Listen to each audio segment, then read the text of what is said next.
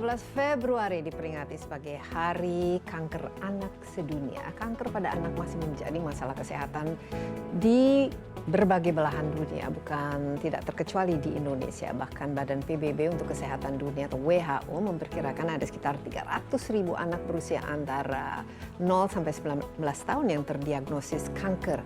Ini setiap tahunnya. Sayangnya tidak semua anak mendapatkan pengobatan yang efektif. Nah, bagaimana penanganan kanker pada anak khususnya di masa pandemi seperti saat ini? Insight akan membahasnya bersama saya, Desi Anwar.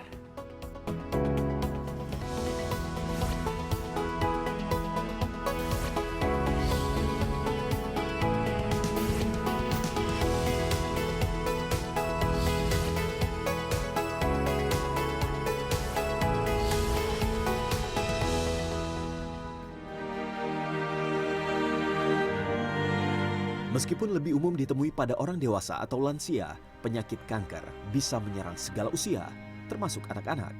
Hasil riset kesehatan dasar tahun 2013 menunjukkan prevalensi kanker anak yang berumur 0 hingga 14 tahun mencapai lebih dari 16.000 kasus. Bahkan kanker yang diderita oleh 50% anak yang datang ke fasilitas kesehatan biasanya sudah terlanjur dalam stadium lanjut dan sulit ditangani secara maksimal. Jika kanker pada orang dewasa biasanya disebabkan oleh pola konsumsi dan gaya hidup, kanker pada anak dipicu oleh adanya mutasi gen. Mutasi gen atau perubahan DNA dari sel tubuh terjadi sejak seorang anak dilahirkan atau bahkan saat anak masih berada di dalam kandungan. Paparan radiasi atau asap rokok saat anak masih dalam kandungan juga bisa berkontribusi. Kanker pada anak juga bisa dipicu oleh paparan zat kimia dan penyakit infeksi seperti hepatitis B dan HIV. Childhood Cancer International memulai kampanye Hari Kanker Anak Sedunia pada 15 Februari 2002. Gerakan ini diinisiasi untuk meningkatkan kesadaran masyarakat dunia tentang bahaya kanker pada anak. Majelis Perserikatan Bangsa-Bangsa PBB pada tahun 2011 mengeluarkan deklarasi politik yang mengakui 4 penyakit penyebab kematian terbesar pada orang dewasa maupun anak-anak. Salah satunya kanker. Ya, berdasarkan data dari Union for International Cancer Control, jumlah anak yang menderita kanker bertambah sekitar 176.000 orang setiap tahunnya. Dan di Indonesia sendiri setiap tahun terdapat sekitar 11.000 anak yang baru terdiagnosis kanker. Untuk meningkatkan awareness, setiap tanggal 15 Februari diperingati sebagai Hari Kanker Anak Sedunia. Dan di studio saya sudah ditemani oleh Saliana Sorongan, Ketua Yayasan Kanker Anak Indonesia. Halo, Mbak Sali, apa kabar? Baik. Sehat selalu? Sehat selalu. Iya, dan kita melakukan wawancara ini tentu saja dengan protokol kesehatan yang ketat. Sudah divaksin lengkap, bahkan sudah booster juga. Booster. Jadi semoga sehat selalu dan tentu saja sudah antigen dan bahkan saya kemarin sudah PCR. Tanggal 15 Februari Hari Kanker Anak Sedunia, menurut saya ini perlu dilakukan awareness. Betul. Karena selama 2 tahun ini, Mbak Sali, terus terang kita selalu bicara mengenai COVID-19. Rumah sakit penuh dengan COVID, dan nakes semua fokusnya untuk menangani pandemi. Sementara penyakit-penyakit lain itu masih banyak yang harus ditreat atau tentu saja jumlah orangnya juga yang menderitanya semakin cukup banyak. Salah satunya itu adalah kanker anak, dan ternyata di Indonesia sendiri cukup banyak ya. Dan kalau anak kan kita tidak ingin, idealnya semua anak lahir sehat, tumbuh, berkembang. Tapi kanker anak itu sesuatu yang masih menjadi masalah, dan bagi orang tua ini sesuatu yang cukup menakutkan. Tapi Mbak Sally lihat sendiri, selama 2 tahun ini bagaimana fokus terhadap kanker khususnya yang diderita oleh anak ini? Bagaimana dari segi inilah perawatannya, dan juga ini kan ke rumah sakit kan sekarang semakin susah, ada orang takut, PSBB, tertular dan lain sebagainya.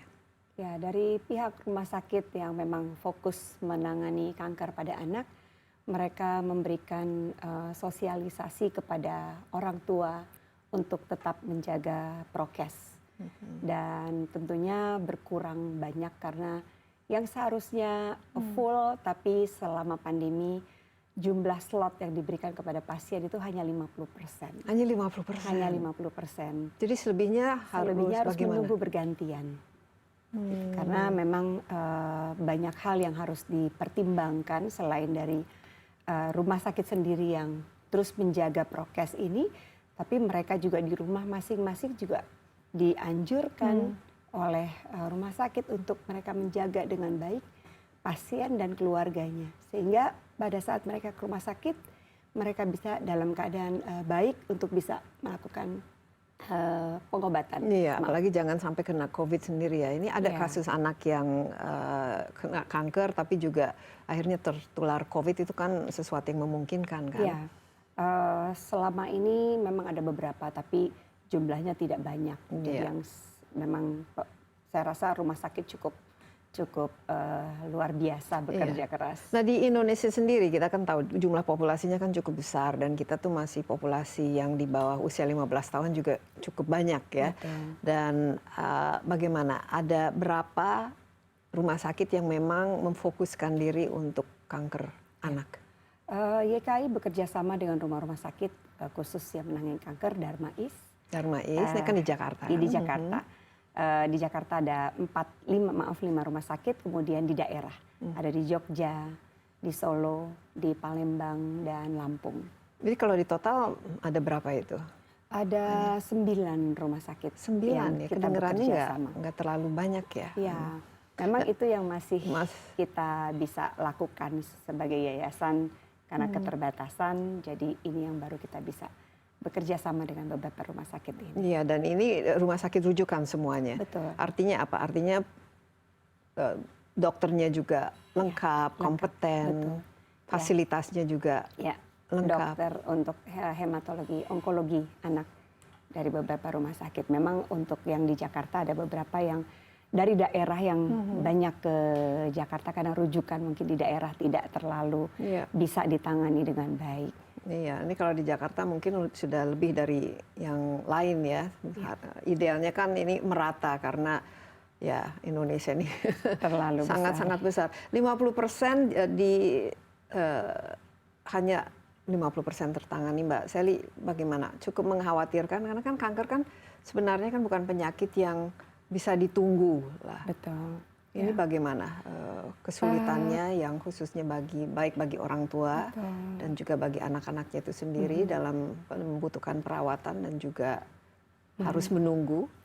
Ya memang itu dilema, bukan hanya buat orang tua tapi buat kita sebagai pemerhati anak-anak dengan kanker. Inilah tugas yang sangat berat yang terus kita lakukan, bagaimana bukan hanya pemerintah saja yang melakukan ini, tapi bagian dari kita semuanya. Dan pada saat kita memberikan bantuan yang maksimal, tentu ada hal-hal yang memang tidak sesuai dengan apa yang kita harapkan, seperti yang pandemi sekarang ini. Tapi apa yang masing-masing yayasan juga bisa lakukan untuk memberikan bantuan, tentunya menjadi kesembuhan, kebaikan buat anak-anak. Jadi 2 tahun ini fokusnya apa-apa saja? Ya, pengobatan yang paling besar, pengobatan dan transportasi. Memang program kita adalah selain pengobatan, kita memberikan bantuan mencari dana untuk obat-obat ini. Ada juga untuk transportasi, dan itu memang yang dilakukan saat ini karena pandemi. Tidak memungkinkan untuk mereka bisa mengendarai angkutan umum. Jadi itu yang kita usahakan. Iya, penting. Apalagi bagi keluarga yang kurang mampu. Betul. Ya. Profil dari anak-anak yang penderita kanker di Indonesia ini, betul memang ada sekitar setiap tahun sekitar 11.000, dan angka ini menurut Mbak Sally ini mencerminkan kenyataan. Secara data memang kita belum mempunyai data yang tepat, tapi menurut Litbang dari Rumah Sakit Khusus Kanker Darmais itu sekitar 2.000 sampai 3.000 anak yang mereka tangani. Ya, yang bertambah terus. Jadi setiap tahun? Setiap tahunnya, hanya untuk leukemia. Hanya untuk leukemia, untuk kanker darah saja. Jadi belum terdeteksi dengan penyakit yang lain. Itu baru hanya rumah sakit khusus kanker. Belum lagi rumah-rumah sakit yang lain, dan saya rasa juga ini sesuatu hal yang patut kita fokuskan, bagaimana kita bisa mempunyai data yang tepat buat anak-anak yang sedang berobat ataupun anak-anak yang sudah selesai pengobatan. Jadi belum ada ya datanya kira-kira yang current, dan kemudian berapa jumlah penyintas ya, dan angka penyembuhan juga apakah sudah dimiliki, kira-kira berapa persen dari mereka yang menderita kanker itu ternyata berhasil untuk disembuhkan, Mbak Sally? Apakah ada Ya, data informasi? kesembuhan kalau dari data dari WHO sendiri 30% dari kesembuhan buat anak-anak yang ada di negara-negara yang low income. Ya, jadi untuk di negara-negara maju tentunya 80-90% ya. Jadi untuk beda kesembuhan. timpang sekali ya. Ya, bedanya jauh sekali. Nah, itulah yang kita semuanya juga memberikan awareness yang cukup luar biasa, khususnya di tanggal 15 Februari ini, bahwa memang kita perlu memberikan kesempatan untuk mereka bisa sembuh, bukan hanya 30% saja. Dan apalagi kalau ini terdeteksi secara dini, diagnosanya tepat, pengobatannya juga cepat, ini kans untuk penyembuhannya itu bisa lebih ya dari 2 kali lipat ya, kalau kita memiliki semua fasilitasnya. Kita istirahat sebentar Mbak Sally, tapi ini menarik dan sangat-sangat penting. Sekali lagi 15 Februari ini adalah tanggal yang perlu kita ingat ya, sebagai memperingati Hari Kanker Anak Sedunia. Tetaplah bersama Insight with Desi Anwar, kami akan segera kembali.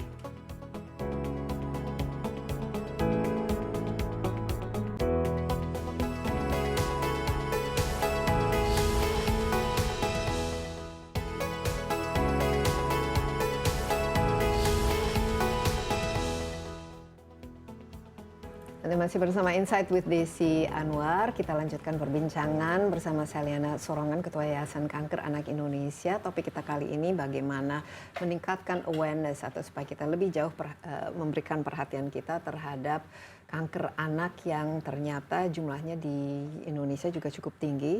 Tadi Mbak Sally mengatakan di Rumah Sakit Darmais saja sebagai salah satu rumah sakit kanker rujukan itu setiap tahun ada meningkat 2.000 anak sampai 3.000, tapi hanya satu macam kanker, yaitu leukemia, dan ada sekitar 9 ya jumlah rumah sakit, kebanyakan tentu saja di Jakarta. Tapi yang perlu kita perhatikan di sini sebenarnya, kalau kanker ini ditangani ya dengan baik, kans penyembuhan juga cukup tinggi. Di luar negeri, di negara-negara maju mungkin fasilitas mereka lebih lengkap, diagnosinya juga lebih tepat, dan perawatan pasca penyembuhannya dan lain juga lebih bagus. Itu bisa lebih dari 80% untuk sembuh. Sementara di negara-negara masih maju, emerging economy seperti Indonesia ini sekitar 30% ya. Mungkin kita ini kira-kira apa yang ini kan jauh sekali, hampir 3 kali lipat ya di negara maju ya, kans untuk penyembuhannya. Apa yang membuat begitu besar gapnya antara negara seperti Indonesia dan negara maju? Ya, pengenalan akan kanker sendiri yang memang perlu ditingkatkan. Kemudian deteksi dini dan juga diagnosa dari penyakit ini memang yang membuat tertunda atau diagnosa yang salah, karena proses untuk anak-anak yang ada di Indonesia itu cukup panjang sampai menuju ke rumah sakit yang tepat, yang bisa menangani kanker tersebut. Karena mereka dari daerah, mungkin dari puskesmas dan seterusnya, itu perjalanannya cukup panjang. Sehingga pada saat mereka datang ke rumah sakit yang tepat dan menemukan diagnosa yang tepat, itu perjalanannya sudah cukup panjang dari awal. Nah, kalau panjang itu kira-kira kita bicara bulan atau tahun? Karena kan kanker ini kan berpacu dengan waktu. Betul. Tergantung dari keluarga tersebut yang bisa segera datang ke rumah sakit. Karena prosesnya mulai dari rumah puskesmas itu ya Mbak. Jadi perlu waktu, nanti belum daftar lagi, belum nanti pindah ke rumah sakit umum atau rumah sakit daerah. Jadi tidak selalu mudah untuk mereka untuk bisa mendapatkan pelayanan yang langsung. Ya tertunda dengan antrian yang panjang misalnya. Jadi itu yang membuat beberapa lama untuk mereka menunggu.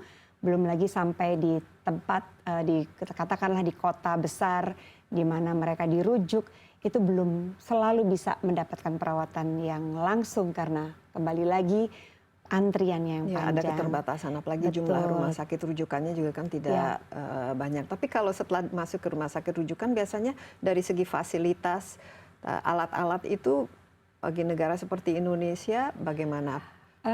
Apakah memadai atau masih Memang masih kurang? banyak yang perlu diperhatikan, terutama obat-obatan, Mbak. Karena obat-obat ini kan penunjang dari kesembuhan mereka setelah mereka menjalani proses kemoterapi. Jadi obat-obat yang dikonsumsi itu yang tidak selalu tersedia di Indonesia. Jadi mungkin itu problem yang terbesarnya selain dari deteksi dini yang sejak awal itu. Nah, pada kesempatan ini juga kita juga menghimbau bukan hanya kita mau membebani pemerintah, tapi justru kita menjadi bagian dari pemerintah untuk menangani, mencari solusi ini. Itu obat-obat yang penting, Mbak Desi, untuk mereka. Nah, kalau ini pasti Mbak Sally kan melihat ya, apalagi kalau di daerah kan, jadi prosesnya kan jauh lebih panjang. Yang tipikal ya, yang Mbak Sally sendiri melihat, ini kan mulainya dari orang tua melihat kondisi anak, dan ini pasti juga bagian dari edukasi kan yang diberikan kepada orang tua ini. Apa kira-kira yang harus perlu diperhatikan oleh orang tua ketika melihat there's something wrong, ada yang sesuatu yang tidak beres dengan anak saya, dan sehingga cepat mengambil langkah atau membuat keputusan bahwa ini si anak harus mendapatkan memang gejalanya sendiri kan tidak harus langsung bisa ketahuan. Banyak dari mereka yang seperti contohnya flu biasa atau mungkin mimisan atau badannya panas. Jadi itu kan sebetulnya penyakit-penyakit yang tidak terlalu perlu dipikirkan untuk cepat dibawa ke rumah sakit yang berikutnya untuk diagnosa yang selanjutnya. Jadi mungkin kembali lagi tugas kita ya untuk memberikan edukasi kepada orang tua untuk mereka segera cepat tanggap dan tidak menunda pada saat anak mungkin beberapa hari mereka merasakan demam atau merasakan penyakit yang sepertinya kok nggak sembuh-sembuh, itu sebaiknya memang harus segera dirujuk atau ke rumah sakit yang lebih besar untuk mendapatkan diagnosa. Nah, cara mengedukasinya ini bagaimana, Mbak Sally? Apa-apa yang kira-kira yang harus di-highlight, harus waspadai lah oleh orang tua sehingga mereka lebih cepat mengambil tindakan? Menurut saya kita bekerja sama dengan para dokter anak, hemato-onkologi untuk bisa memberikan pengetahuan atau apa yang harus dilakukan. Jadi penyakit ini itu resikonya seperti apa, gejalanya seperti apa. Jadi mungkin itu yang harus kita masuk bekerja sama dengan pemerintah daerah ke pelosok-pelosok untuk mengedukasi para orang tua untuk bisa mengetahui bahwa harus ada sesuatu hal yang perlu diperhatikan, tidak hanya karena flu atau penyakit yang lainnya, tapi sesuatu yang memang perlu dicurigai lebih lanjut lagi. Dan mungkin orang tua juga harus diimbau untuk melakukan check up ya terhadap anaknya secara berkala ketika mereka masa penyembuhannya, mungkin membawanya ke posyandu atau ke puskesmas secara reguler sehingga bisa mendeteksi kalau ada sesuatu yang aneh. Nah, selama ini bagaimana, karena prosesnya cukup panjang, biasanya kalau sudah sampai ke rumah sakit rujukan itu sudah, ini pasti ada degradasi kan? Rata-rata sudah stadium berapa Mbak Sally dalam pengamatan? Tidak bisa dipastikan juga, tapi memang perlu penanganan yang khusus karena sudah lanjut. Jadi contohnya ada satu pasien yang saya sangat tersentuh juga dari Manado. Dia sudah menunggu mungkin hampir 1 tahun untuk bisa datang ke Jakarta. Jadi perawatannya di sana mungkin tidak cocok atau mungkin anak ini memang perlu perawatan lanjut. Jadi dia harus menunggu, orang tuanya mereka harus menunggu selama 1 tahun untuk bisa ditangani dengan pas di Jakarta. Kemudian ada satu pasien juga yang dari Ciamis, begitu juga. Jadi dari 7 bulan, dalam waktu 7 bulan itu berkembang cepat sekali sehingga bayi usia 7 bulan itu harus dilarikan ke rumah sakit besar di kota lain. Nah itu juga memerlukan pengobatan yang panjang. Karena 7 bulan ataupun 1 tahun itu sudah luar biasa. Perkembangannya sangat-sangat mengganggu dan mengakibatkan stadium itu sudah semakin lanjut. Dan semakin sulit untuk disembuhkan. Bagaimana dengan pasien kita yang dari Manado sempat dapat pengobatan yang tepat dan treatment yang tepat? Sangat beruntung bahwa kita bisa menjadi bagian untuk kesembuhan anak tersebut, dan juga yang dari Ciamis dan juga beberapa pasien-pasien lainnya yang kita juga pikir bahwa sepertinya tidak mungkin, tapi dan ini dibantu dari segi transportasinya kan. Transportasi tadi bayangkan kalau tidak ada akan lebih lama lagi mereka menunggu. Ya bagus ya kalau sampai sembuh.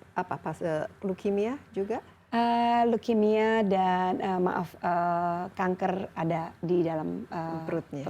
Iya, kita break sebentar, tapi mungkin juga ada baiknya kita belajar ya, kira-kira kalau kanker anak ini mungkin ada sedikit berbeda ya dari kanker yang biasa diderita oleh orang dewasa. Nah, apa-apa saja bentuknya yang perlu diwaspadai. Jangan kemana-mana, Insight with Desi Anwar akan segera kembali.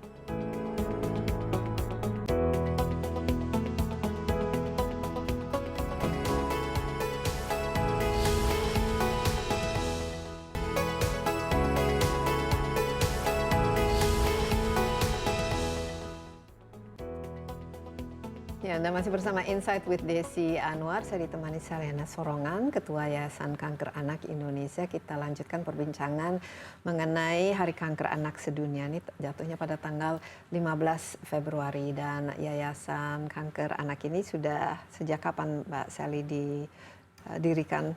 2010. 2010 ya waktu itu. Nanti mungkin kita cerita sedikit ya kenapa dan bagaimana perjalanannya. Tapi yang jelas di Indonesia juga jumlah kanker anak yang menderita kanker anak ini cukup banyak, tapi lebih memprihatinkan lagi adalah karena kita masih terus terang negara berkembang, jumlah penduduknya juga banyak, negara kepulauan, jadi mungkin dari segi fasilitas kesehatan rumah sakitnya juga tidak seimbang, timpang ya.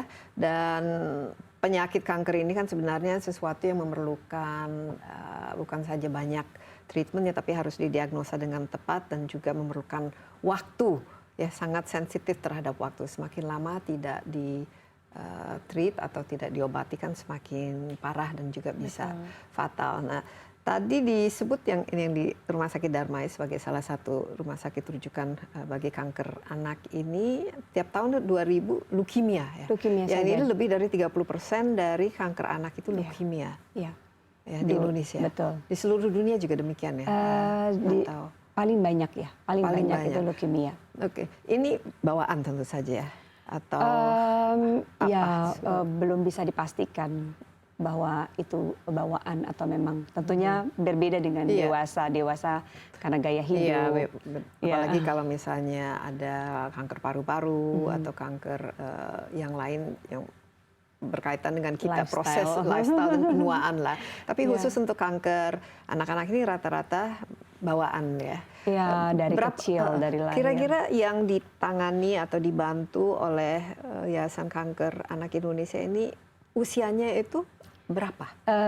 Dari bayi sampai dengan 18 tahun. Dari bayi sampai 18 tahun. Dan sejak 2010 kita sudah membantu lebih dari 5.000 anak-anak dengan kanker di Indonesia. Jadi berbagai anak-anak yang membutuhkan pengobatan, transportasi, dan juga beberapa dari mereka waktu awal pendampingan untuk BPJS karena mereka banyak yang belum mempunyai BPJS. Dan ini semua bisa di-cover ya sekarang oleh BPJS? Ya, bisa di-cover. Tidak, menurut Mbak Sally ini tidak masalah dalam claiming untuk BPJS? Apakah pemerintah cukup cepat dalam respons? Sepertinya BPJS sangat bagus sekali, kecuali untuk pengobatan yang memang khusus karena memang ketersediaannya tidak selalu ada dan tidak selalu di-cover oleh BPJS. Tapi dari dokter dan rumah sakit dan lain-lainnya itu sangat sangat di cover sangat baik sekali. Iya, dan di sini juga YKAI bisa membantu sebagai untuk menutupi ya, Iya, mungkin yang betul. bolong-bolongnya yang perlu. Betul. Selain leukemia, apa-apa yang harus kita ketahui tentang tipe-tipe? Ya Mbak Sally memang bukan dokter, tapi kan pasti sudah familiar yang paling sering diderita oleh kanker anak-anak mata, itu. kanker Kanker mata. tulang, ya. Kanker mata, kanker tulang, Limfoma itu kelenjar kanker ya kita. syaraf. Jadi leukemia nomor 1, Paling setelah banyak. itu Kanker mata dan kanker tulang. Nah ini yang paling banyak ditangani oleh Iya. Mbak Sally dan Ya, di Indonesia ya. teman-teman. Ya. Ya. Nah, diagnosanya kan untuk setiap kanker ini beda-beda ya, simptomnya beda-beda. Ya. Nah, ini paling sulit atau kira-kira yang orang tua harus pahami lah kalau mereka melihat anaknya ada sesuatu yang memprihatinkan, itu seperti apa masing-masing kanker? Ya. Kalau mata biasanya seperti apa? Kalau mata mungkin lebih cepat terlihat karena ada sesuatu di bola matanya atau mungkin terganggu penglihatannya. Tapi kalau melihat dari kenyataan yang pernah kita hadapi, kanker tulang, karena Itu apa simptomnya biasanya? ya, jadi tiba-tiba si anak terjatuh atau mungkin dia kepentok, tapi tidak dirasa, tapi kemudian menjadi bengkak dan sangat bengkak. Seperti biasa mungkin kalau kita sebagai orang tua atau kita sendiri kalau kesleo pasti kita pijit atau kita bawa ke pengobatan alternatif ya karena tidak dianggap serius. Ya, oh ini sering ya, jadi misalnya kelihatan ada memar atau ini memar dan semakin bengkak sampai akhirnya dicek dan didiagnosa bahwa itu kanker tulang. Ini ada contohnya ya? Ada contohnya. Di mana waktu itu pasiennya? Dan seberapa cepat si sang orang tua melihat bahwa wah ini bukan karena bekas jatuh atau memar karena... Cukup beberapa lama untuk orang tua tidak menyadari bahwa itu kanker. Sampai akhirnya dibawa ke rumah sakit dan beberapa kali pengobatan sampai harus diamputasi tangannya. Dan ini juga luar biasa sampai hari ini anak tersebut sembuh walaupun tidak mempunyai bahu dan tangan yang kanan, dan luar biasa tangan kiri kan yang harus dipergunakan karena tangan kanan sudah tidak ada dan dia tidak menyerah. Ya. Berapa usianya? Sekarang ini mungkin 19 tahun. Sudah kuliah. Dia ingin menjadi dosen dan anaknya sangat pintar, cum laude, sangat membanggakan. Iya, dan sangat membahagiakan dan bahkan kan apalagi bisa disembuhkan. Betul. Tapi kalau misalnya ditangani lebih dini, Mbak Sally, ya kalau sering lah kita orang tua melihat anaknya tersakit yaitu bawa ke pengobatan alternatif. Ini kan menghabiskan waktu lah. Betul, istilahnya. Kalau ditemukan lebih dini, ini kansnya kan pasti lebih. Betul. Ya pelajaran dan juga edukasi juga buat kita semuanya bahwa segala sesuatu harus segera ditangani supaya terdeteksi dini. Pada saat terdeteksi dini akan lebih mudah pengobatan dan akan lebih cepat pemulihannya. Sehingga kalaupun memang itu diagnosanya kanker akan lebih cepat ketahuan apa yang harus dilakukan oleh dokter yang ahli dalam bidang tersebut. Saat ketahuan itu di mana? Misalnya taruhlah di pengobatan alternatif, tidak sembuh-sembuh, kemudian dibawa ke puskesmas. Di situ ada kapasitas untuk harus ke rumah sakit harus yang ke rumah besar, sakit. ya, Dan biasanya rumah sakit besar tahu ini. Iya, betul. Harus di tes yang lebih lanjut, mungkin MRI atau sesuatu yang lebih dalam lagi untuk bisa mengetahui apa yang terjadi di dalam tulangnya atau di dalam matanya sendiri. Karena memang kalau puskesmas kan hanya ya sangat basic lah. Basic ya. Nah inilah di sini transportasi ini penting dan harus cepat ya mendapatkan atensi atau perawatan khususnya di rumah sakit yang memang bisa menanganinya. Jadi paling banyak leukemia ya. Dan setelah itu ada kanker mata, ada kanker tulang dan juga syaraf. Dan kalau syaraf itu biasanya apa simptomnya yang harus diwaspadai? Itu waspadai juga orang tua? seperti panas, demam, jadi memang gejala-gejala yang normal atau mungkin ada pembengkakan juga di bagian yang memang ada tumornya itu, dan limfoma juga Nah ini yang kelenjar cukup getah banyak. bening. Ini apa Betul. setahu Mbak Sally yang Ada benjolan, di ini ya biasanya yang di biasanya ya kelenjar mungkin itu lebih gampang terlihat Iya. ya, karena ada benjolan biasanya di sini di Iya. sekitar. Walaupun kadang-kadang kalau kita nggak enak badan, flu kan Suka ada. kelihatan ya. Tapi poinnya harus secepatnya ya. Secepatnya. Dan karena kalau lebih cepat ditangani, lebih cepat dideteksi, juga pengobatannya juga Iya. tidak akan terlalu berat dan stadiumnya kan juga masih Iya. bisa ditangani. Mbak Sally, kita masih ada beberapa segmen lagi, jadi jangan kemana-mana dulu. Insight with Desi Anwar masih akan segera kembali.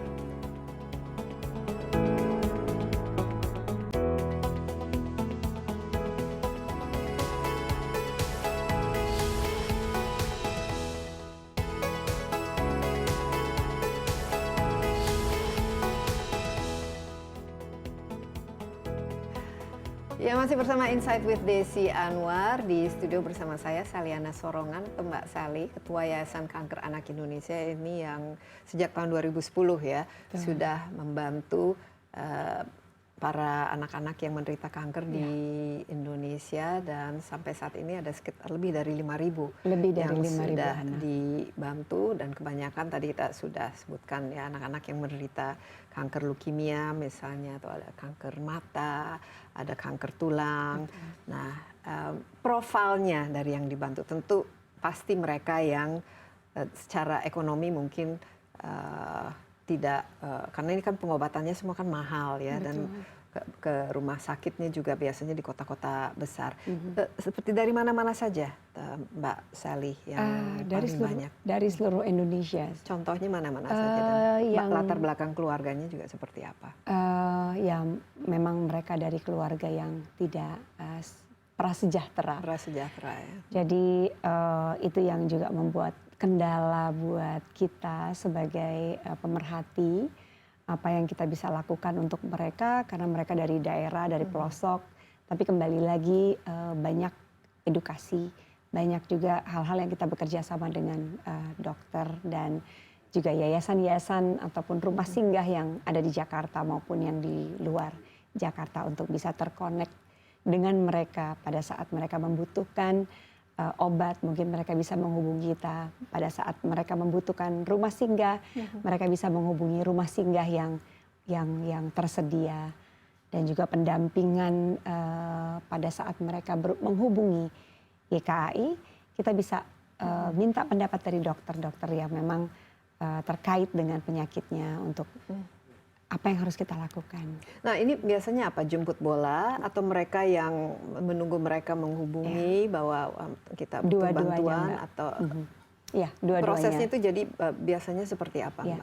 Mbak? Ada beberapa yang kita jemput juga, ada beberapa juga yang menghubungi, kemudian kita jemput di airport ataupun di stasiun. Jadi ini kebaikan hati donatur kita yang memberikan bantuan pada saat kita menemukan atau bertemu dengan pasien yang belum sampai di Jakarta. Kita sudah menyediakan apa yang mereka butuhkan, yaitu transportasi, kemudian koneksi kepada dokter dan rumah sakit yang bersedia memberikan rujukan kepada Jadi anak penting ya tersebut. ini Penting. kolaborasi dengan dokter. Sangat Ini sudah penting. berapa dokter yang jadi mitra lah dari YKAI? Karena kalau tidak kan nanti disuruh nunggu 1 tahun atau berbulan-bulan kan. Ini bisa sambil membantu mempercepat proses kan? Bisa. Jadi ada dari Rumah Sakit Darmais yang khusus kanker itu luar biasa, dokter yang sangat banyak membantu, Dokter Tanti Mahdi. Nah, dengan beliau dan juga dari dokter-dokter rumah sakit lainnya kita bekerja sama.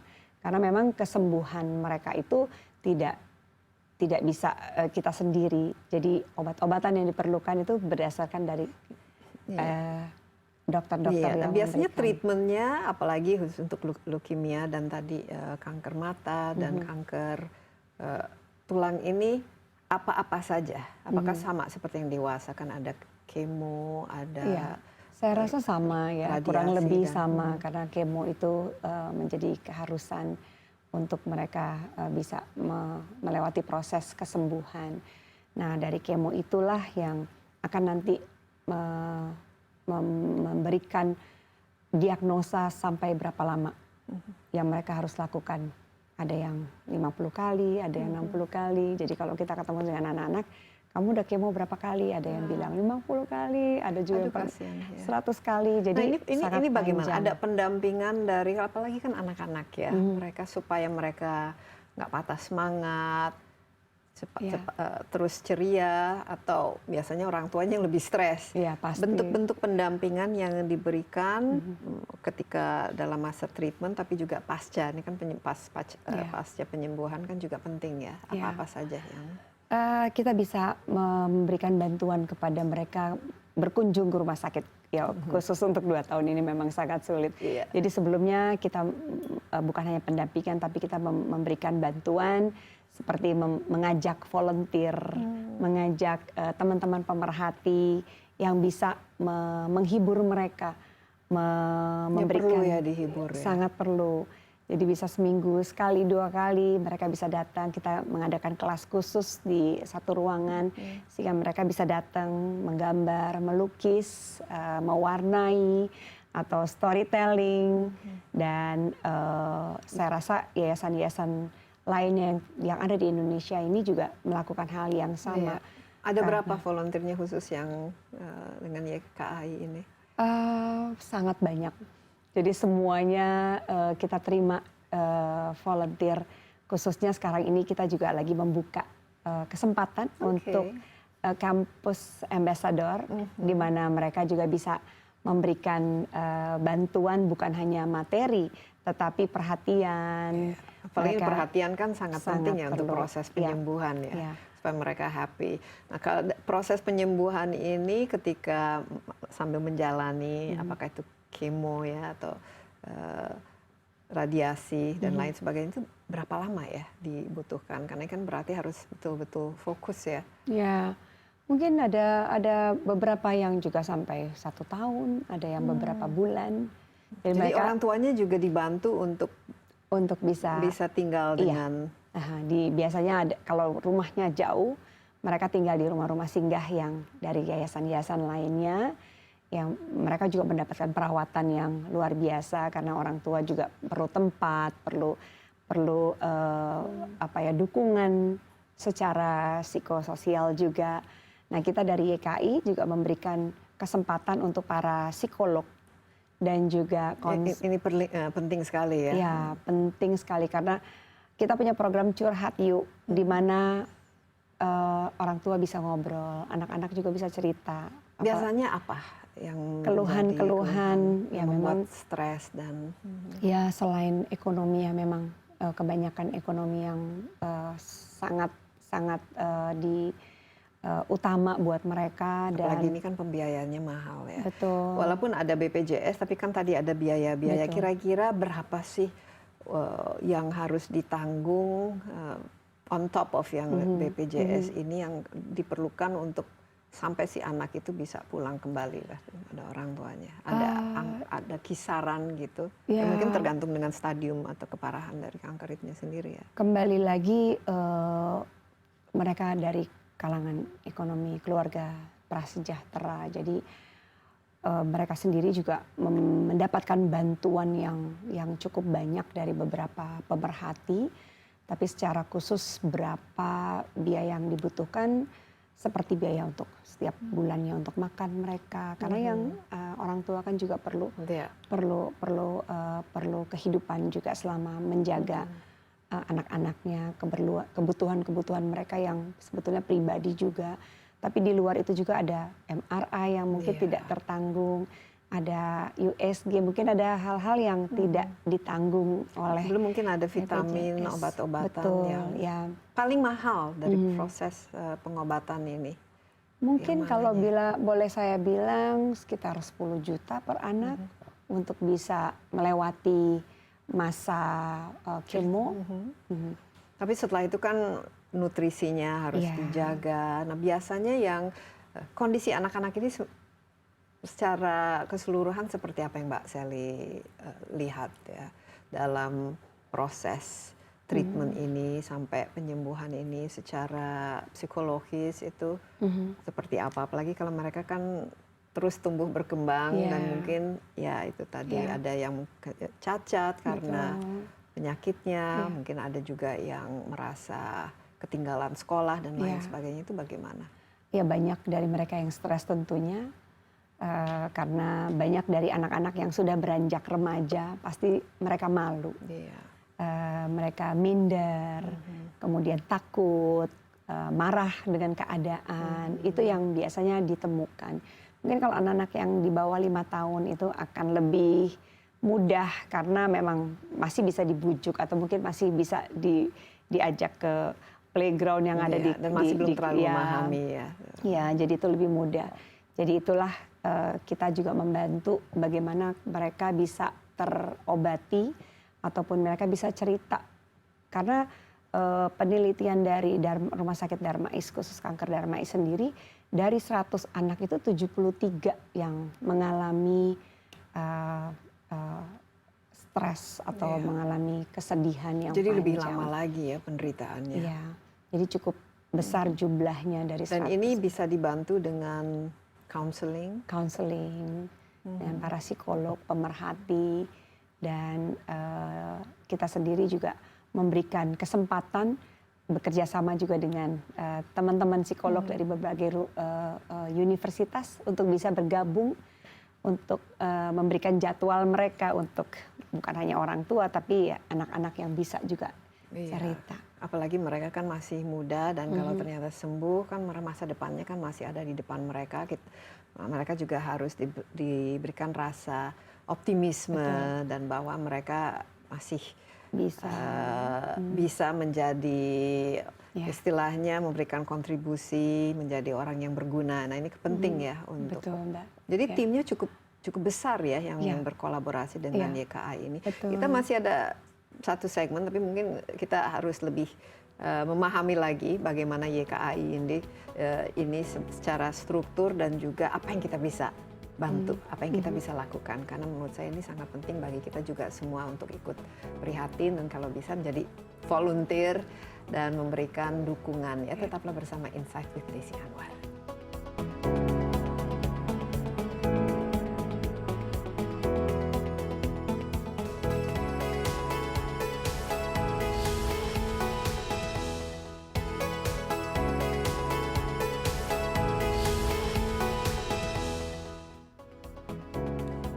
Masih bersama Insight with Desi Anwar di studio. Saya ditemani Selena Sorongan, Ketua Yayasan Kanker Anak Indonesia. Mbak Sel, ini terus terang kalau saya mewawancarai ya orang-orang seperti Mbak Sel ini saya selalu merasa sangat terinspirasi ya.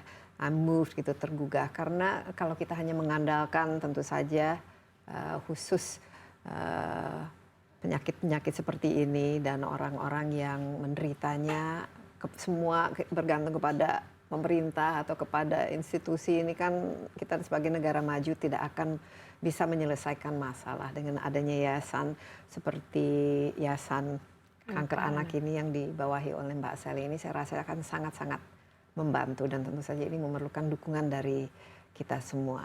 Ini sudah sejak tahun 2010 ya. Betul, Mbak. Apa kira-kira yang membuat Mbak Sally ini terdorong untuk mendirikan yayasan?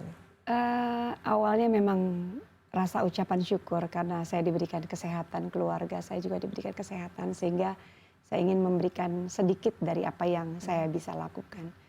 Dan mungkin itu sudah menjadi calling untuk bisa fokus kepada anak-anak dengan kanker. Tapi kenapa khusus terhadap, karena kan ya, di Indonesia kan banyak masalah, banyak problem. Kenapa yang membuat Mbak Sally ini memilih kanker anak?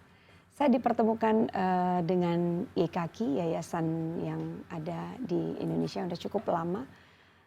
Saya diperkenalkan dengan ketua yang luar biasa, di mana saya bisa melihat mereka di rumah singgah itu. Di situ saya tergerak.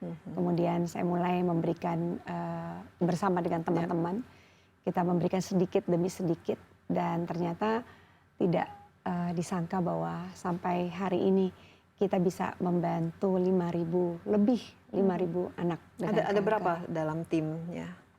Ya. Kita punya pengurus yang luar biasa. Ada 10 orang, kemudian ada dokter juga di dalamnya yang menjadi tim yang sangat hebat, dan khususnya juga buat pemerhati, volunteer, donatur yang tanpa mereka kita tidak bisa.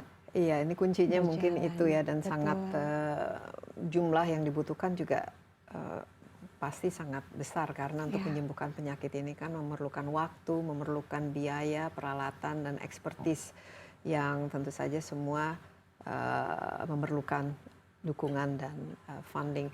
Kita coba lihat, mungkin kamera bisa fokus. Ini ada beberapa, apa yang kita lihat ini? Ada beberapa contoh dari hasil karya siapa nih? Ada tumbler, ada lukisan, ada boneka. Betul, ini hasil karya anak-anak, Mbak.